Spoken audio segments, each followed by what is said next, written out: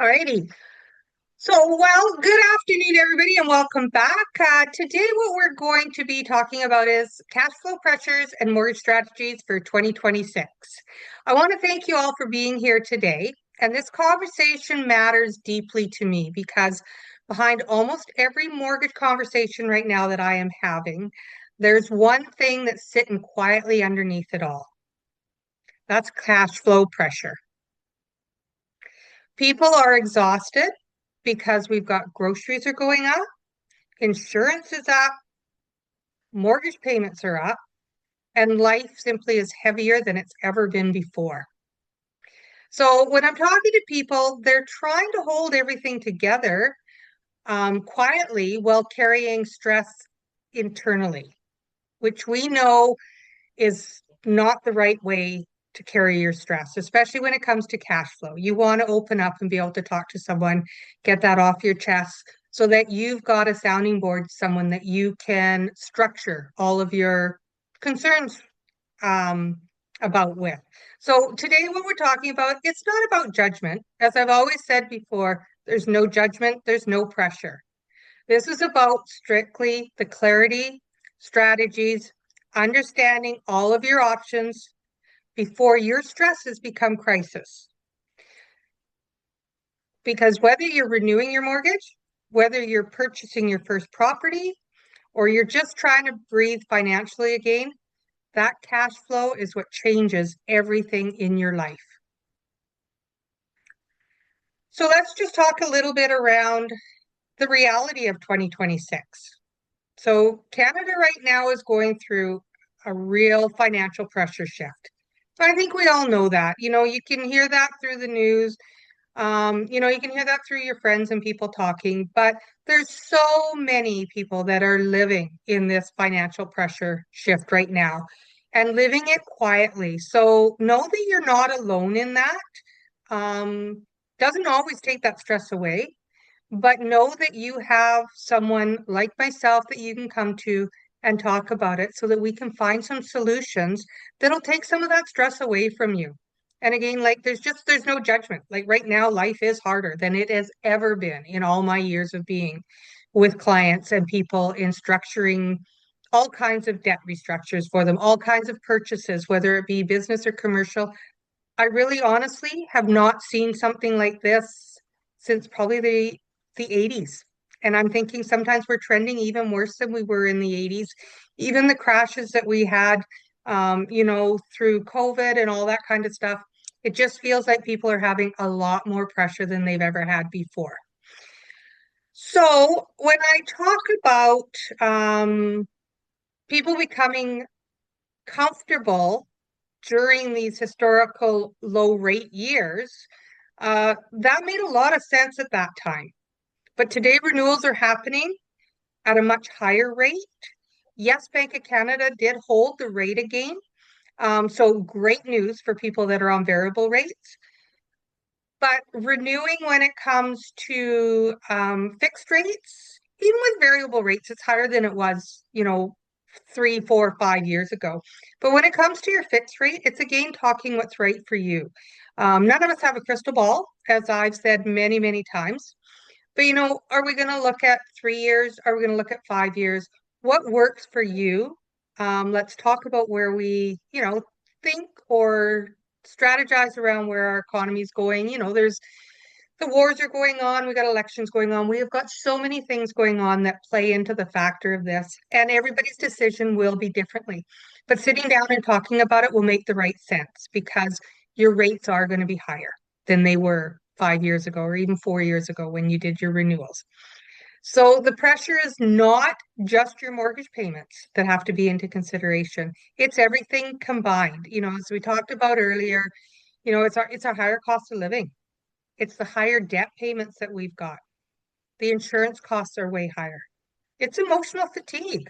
Like people are getting up and going to work and running their day, running the family, getting the kids where they need to go, working with their spouses to make sure everything's coming into play. Um, keeping it all together while we're at work, because we know while we're at work, we put that best front on it. And a lot of that we're internalizing. We get home, we have to make dinner. And then you go to bed, and it's really supposed to be that time to sort of relax. But when you've got financial strains on you or uncertainties of what's coming down when it's coming to mortgage renewals or purchasing a home, we don't sleep well. So the reality is, let's sit down and let's talk so that we can figure out what the reality is of what your next step is going to be, whether, like I say, it's going to be your first time purchase. Are you looking to get into a larger home? Are you looking to downsize? Do you have some outside debts that we want to look at restructuring in? And it's not always about putting it in your mortgage. Sometimes that is the right decision. But there are other ways and other solutions and options than putting it in your mortgage that I also can work with you because I work with so many different um, people within my network that we do find solutions for everybody in different ways to make it work for them. And a mortgage technically qualifies on paper, but if monthly life feels suffocating afterwards, the strategy needs to be revisited. Because the last thing we want to do is, go out there and say, well, I can afford $1,500 a month. Well, on paper, you probably, you can afford $1,500 a month or $2,500 a month, depending on what you're purchasing.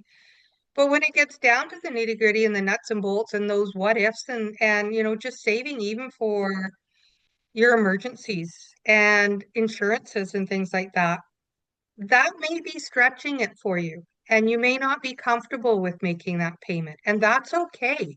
We need to revisit and sit down and talk about that. Even if you did a mortgage a year ago and you're finding now that you're suffocating with those payments, that's not anything you've done wrong. That's what's going on in our world right now. And again, there's no judgment on any of this. Let's sit down, figure it out, come up with a strategy that's going to give you the relief that you need, take some of those stresses away so that you can just continue living your best life. And that's what this is all about.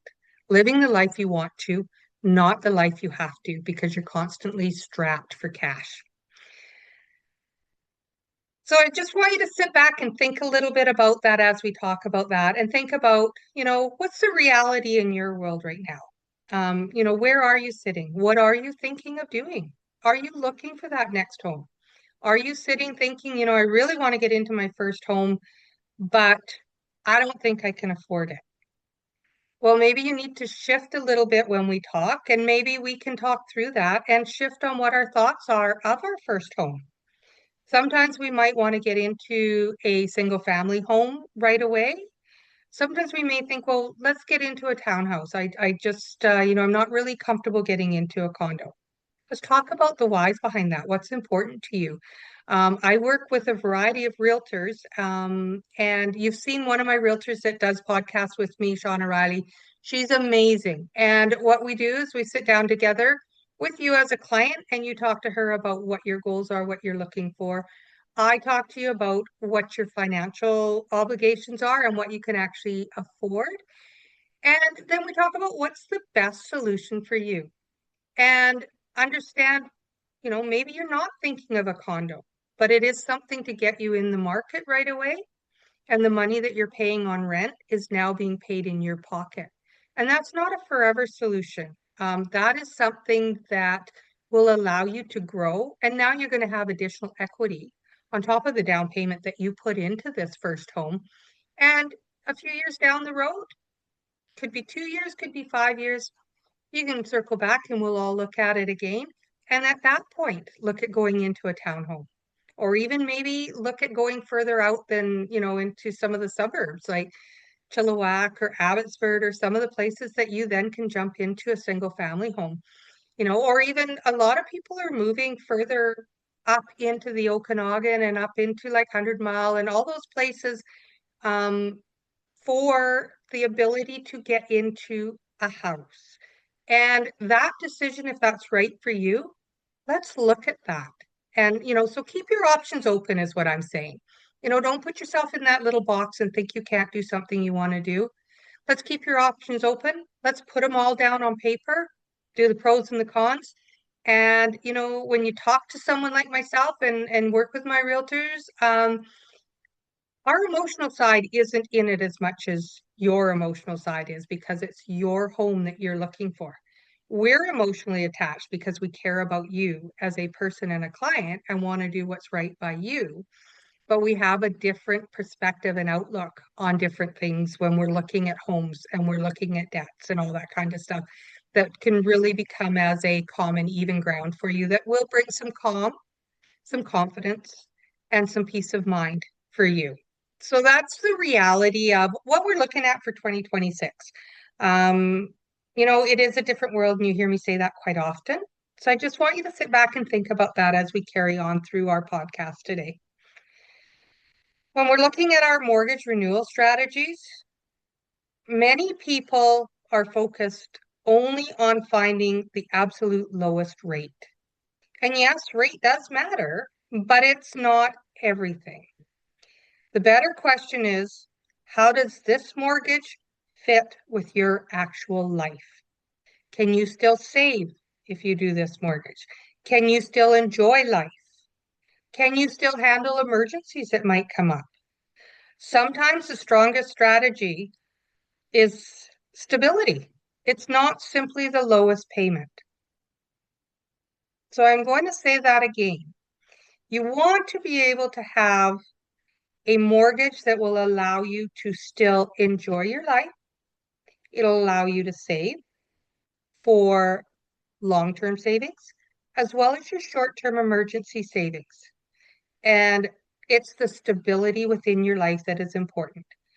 I will always do my best to find you the best rate out there, but keep in mind that the lowest rate is not always the best solution for you or the best way at going into your mortgage and handling all of the other life events that are coming up now or maybe coming up in the future. So just something to give some thought to. Yeah, absolutely. So when I'm looking and talking with my clients, I tend to always tell my client a mortgage should support your life, not sophisticate your life. So it should support what your living is. So whether that's close to work for you, whether the kids being close to school, is it close to being to rec centers? Is it close to your activities? Whether your kids are into different sports that you need to be near sports complexes, or are they into, horses or animals and they need to be near the barns and the farms and all that kind of stuff. Your mortgage needs to support what your life is. It does not need to suffocate you because you don't want to be living somewhere that, you know, you're 5 minutes from where your activities are going on, but you can't breathe because the housing is so much higher than if you took a look and maybe went 20 or 30 minutes out from where you're living. Your your mortgage and your housing costs could be quite significantly less than if you're sitting 5 minutes away from where your work and your activities are. So just a little something to consider when you're thinking about your mortgage. Things that you want to keep in mind too as we're looking at the renewals, because everybody will be having higher interest rates, as I said, than we did 3, 4, 5 years ago. Sometimes that may mean looking at extending your amortization, so re-amortizing. And I hear clients say to me, no, I don't want to do that because I want to get my house paid off. And I understand that absolutely. But remember again, that extending your amortization, it may be a short-term pain for your long-term gain. It's not a forever plan because there's always strategies that come in behind that you can do additional payments on your mortgages when you've got that extra cash flow. You can do lump sums if you get a bonus at the end of the year or you get a surprise bit of cash flow that comes in. You can always put those extra payments on and it pays down your mortgage quicker. It shortens your amortization and it also pays less interest in the long run over what your mortgage amount is. So with all of that, it allows you to sleep, it allows you to breathe, it improves your stress. um, it changes relationships because money is a big stress on relationships. And to add on to everything that's going on, your relationship should be the most solid for you because that's who is going to be there when everything gets rough. And you don't want to break down those relationships with your spouse or your partner or anybody like that that you're working with.